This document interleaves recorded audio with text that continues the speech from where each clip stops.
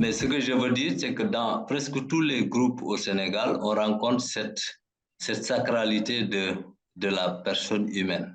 On a besoin de vivre ensemble parce que si chacun se retrouve tout seul, il ne peut pas vivre. On a besoin, moi j'ai besoin d'Abdouba, j'ai besoin d'Albert, etc. Une autre valeur importante, c'est aussi la sacralité de la famille. Et notamment quand on parle de famille ici, en général, ce n'est pas la famille de type nucléaire, papa, maman et les enfants. C'est la famille élargie. On sait par exemple, dans beaucoup de nos sociétés, le statut de l'oncle, c'est justement le sens de la famille. Mais aussi le travail, c'est-à-dire le travail comme moyen de gagner sa dignité et aussi la reconnaissance sociale. Une autre valeur est aussi, par exemple, le sens de l'honneur. C'est-à-dire, on a honte, on doit avoir honte de faire certaines choses. Par exemple, voler ou mentir, tuer, etc. Ou bien exercer une violence sur les plus faibles. Mais aussi le respect des aînés et par ricochet le respect de la femme. La plupart de nos sociétés sont des sociétés originellement matrilinéaires. C'est avec l'avènement de l'islam et du christianisme qu'on a vu quelque part les rôles changer. Par exemple, même dans la crise casamançaise, on a vu que c'est quand les femmes se sont impliquées dans la résolution de ce conflit qu'on a vu plus ou moins des voies de résolution se dégager, etc.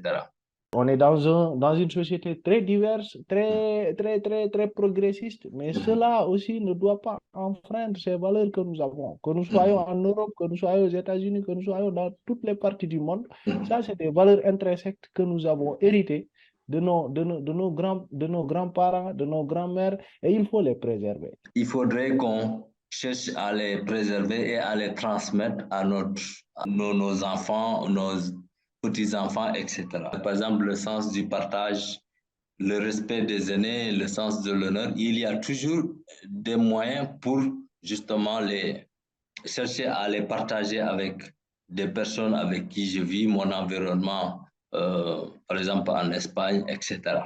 Par exemple, ce rôle du Badien a été justement réutilisé dans les politiques publiques aujourd'hui. Par exemple, dans le domaine de la santé, on a ce qu'on appelle les Badianougor. Donc, c'est un peu la femme qui, dans le quartier, sert de relais, par exemple, au service de santé. La société est faite de telle sorte que les jeunes n'ont pas l'opportunité de pouvoir, en tout cas, avoir des espaces pour comprendre toutes ces valeurs-là et les impliquer. En tout cas, il est important aujourd'hui de réinventer notre système éducatif, une matière nommée éducation civique. Il n'y a pas dans cette matière éducation civique, ne parle pas de nos vraies valeurs traditionnelles.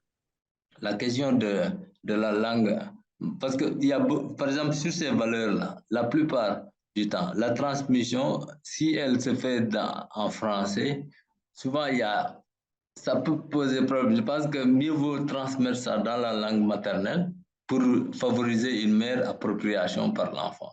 Je pense que la religion a joué un rôle pour devenir une sorte de limite, pour dire que voilà, ok, vous avez fait ça et ça et ça, mais maintenant, c'est une question de bon sens. Et c'est pour ça que j'ai beaucoup aimé ce que Fatih a dit tout à l'heure en termes d'abord le respect de soi-même.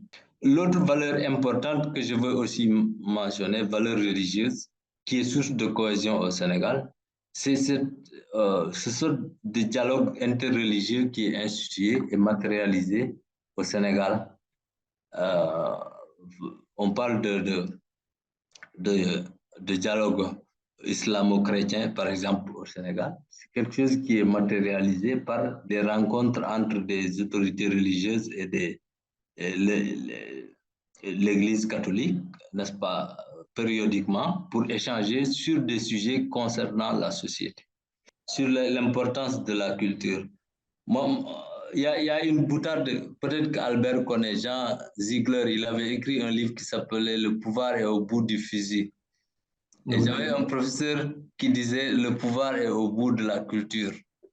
Donc, c'est pour dire combien la culture est importante comme source de pouvoir pour nos sociétés.